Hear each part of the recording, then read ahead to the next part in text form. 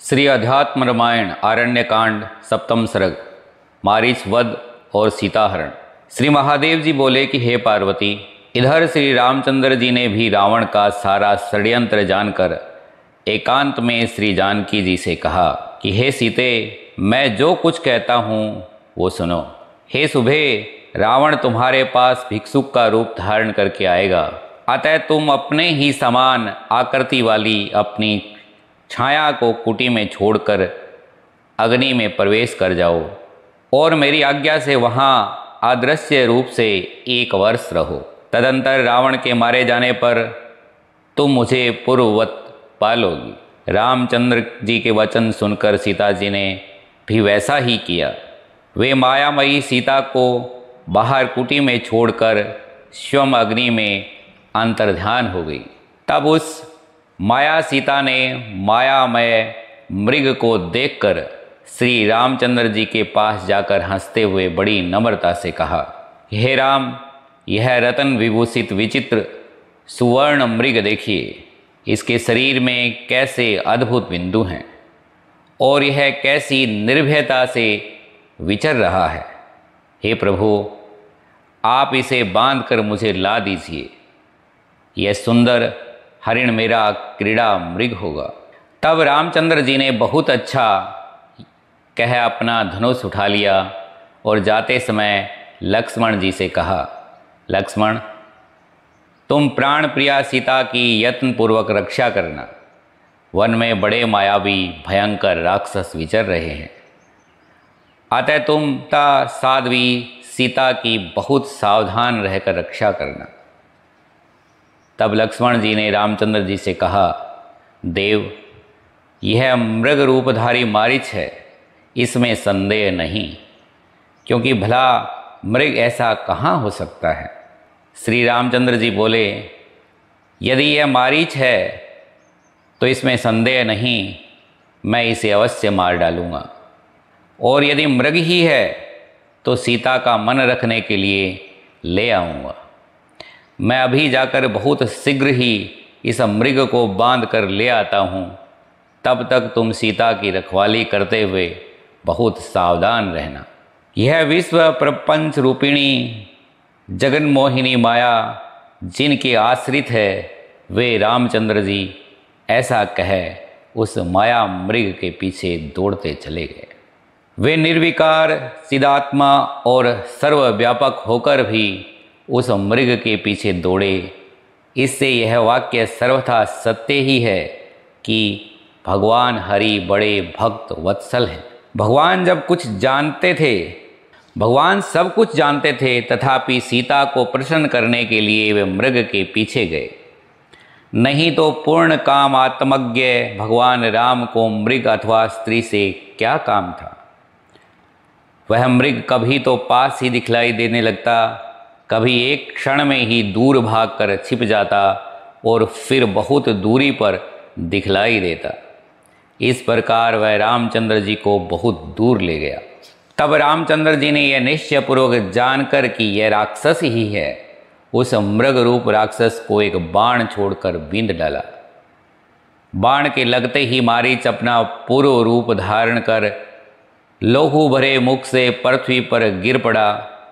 वह रक्तपाई राक्षस राम की सी बोली में यह कहता हुआ कि हे महाबाहो लक्ष्मण, मैं मारा गया, मेरी शीघ्र ही रक्षा करो, ये कहकर पृथ्वी पर गिरा। मरण समय में जिनके नाम का स्मरण करने से अज्ञ जन भी जिनमें लीन हो जाते हैं, उन्हीं हरि को देखते देखते उन्हीं के हाथ से मरे हुए उस राक्षस के विषय में तो कहना ही क्या है। उसके शरीर से निकला हुआ तेज सबके देखते देखते श्री राम में ही समा गया। यह देखकर देवताओं को बड़ा आश्चर्य हुआ। वे कहने लगे, अहो, इस मुनि जनहिंसक पापी निशाचर ने कैसे कैसे कुकर्म किए और फिर कैसी शुभ गति प्राप्त की। निसंदेह यह श्री रघुनाथ जी की ही महिमा है। राम के बाण से बिंधे जाने पर यह पहले से ही भय से अपना सब गृह और धन आदि छोड़कर रामचंद्र जी के स्मरण में लगा हुआ था। निरंतर राम का ध्यान करने से इसके सारे पाप नष्ट हो गए थे तथा अंत में यह राम को देखते देखते उन्हीं के हाथों से मारा भी गया। इसीलिए इसने राम ही को प्राप्त कर लिया। जो श्री राम का स्मरण करते हुए शरीर छोड़ते हैं, वे ब्राह्मण हों या राक्षस, पापी हों या धार्मिक, परम पद को ही प्राप्त होते हैं। परस्पर इस प्रकार कहते हुए फिर देवगण स्वर्ग को चले गए। तब रामचंद्र जी सोचने लगे कि इस अधम राक्षस ने मरते समय मेरी सी बोली में हा लक्ष्मण कहकर प्राण क्यों छोड़े। इन मेरे से वाक्यों को सुनकर सीता की क्या दशा होगी। इस प्रकार चिंता करते हुए राम बड़ी दूर से लौटे। इधर सीता ने दुरात्मा मारीच का वह शब्द सुनकर अत्यंत भय और दुख से व्याकुल हो लक्ष्मण से यूँ कहा कि लक्ष्मण, तुम बहुत शीघ्र जाओ, तुम्हारे भाई राक्षसों से कष्ट पा रहे हैं। क्या तुम अपने भाई का हा लक्ष्मण यह वाक्य नहीं सुनते। लक्ष्मण जी ने कहा, देवी, यह वाक्य श्री रामचंद्र जी का नहीं है। किसी राक्षस ने मरते मरते ये वचन कहे हैं। जो राम जी क्रोधित होने पर एक क्षण में संपूर्ण त्रिलोकी को भी नष्ट कर सकते हैं, वे देव वंदित प्रभु भला ऐसा दीन वचन कैसे बोल सकते हैं। तब सीता जी ने नेत्रों में जल भरकर क्रोधपूर्वक लक्ष्मण जी को देखते हुए कहा, अरे लक्ष्मण, क्या तू अपने भाई को विपत्ति में पड़े देखना चाहता है। अरे दुर्बुद्धे, मालूम होता है तुझे राम का नाश चाहने वाले भरत ने ही भेजा है।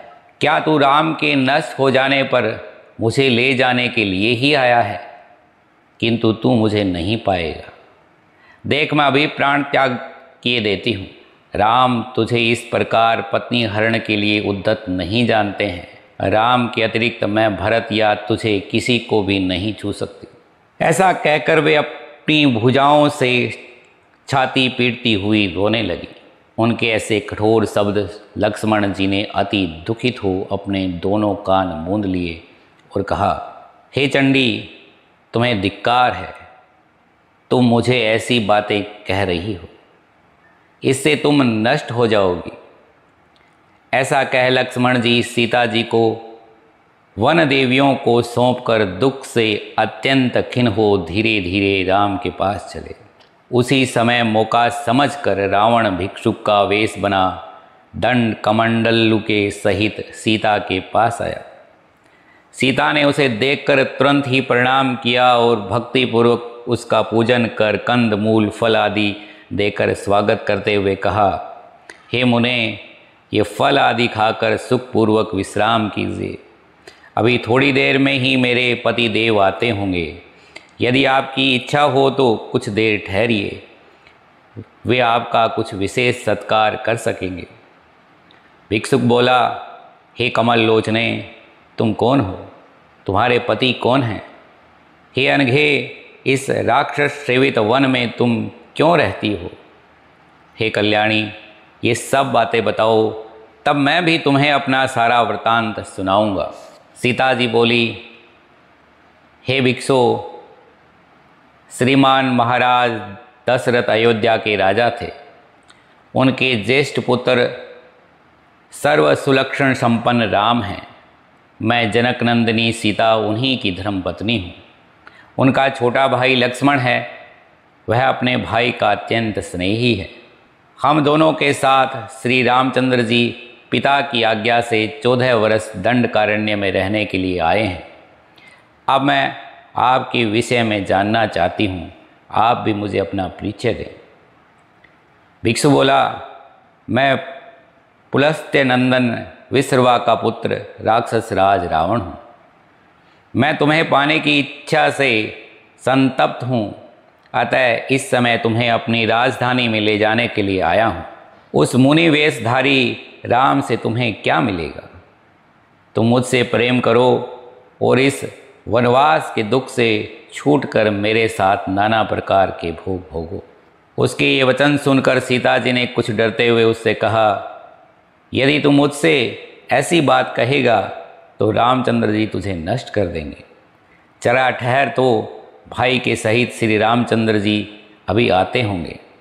मेरे साथ कौन बल का प्रयोग कर सकता है? क्या सिंह पत्नी के साथ खरा भी बल प्रयोग कर सकता है?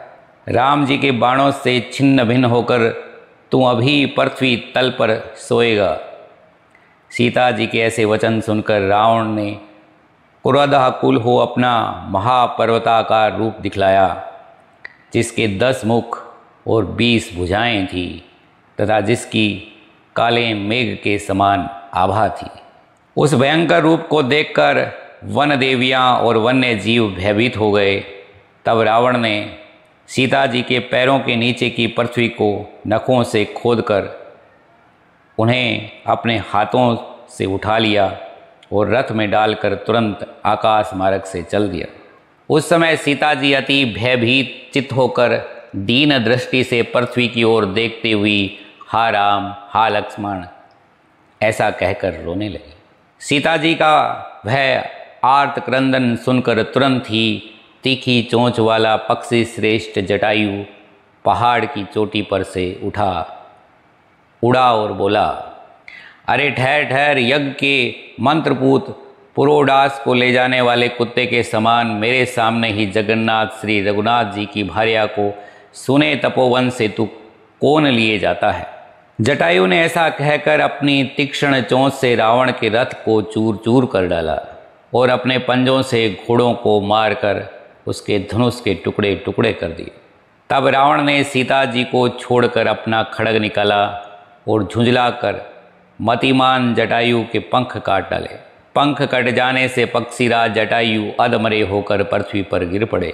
फिर तुरंत ही रावण सीता जी को दूसरे रथ पर चढ़ाकर चलता बना। उस समय वह सीता किसी रक्षक को न देखकर बारंबार राम को पुकारती हुई रो रो कर कह रही थी, हा राम हा जगन्नाथ, क्या आप मुझे दुखिनी को नहीं देखते?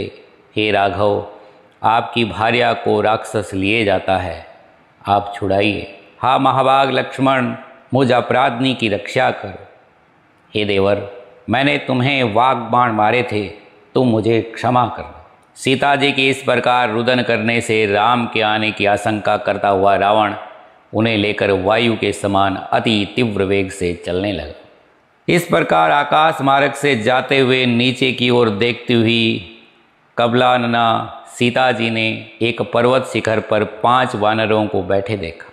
यह देखकर उन्होंने अपने आभूषण आदि उतार कर अपने दुपट्टे के टुकड़े से बांधे और ये राम को मेरा समाचार सुनाए, इस अभिप्राय से पर्वत पर फेंक दी।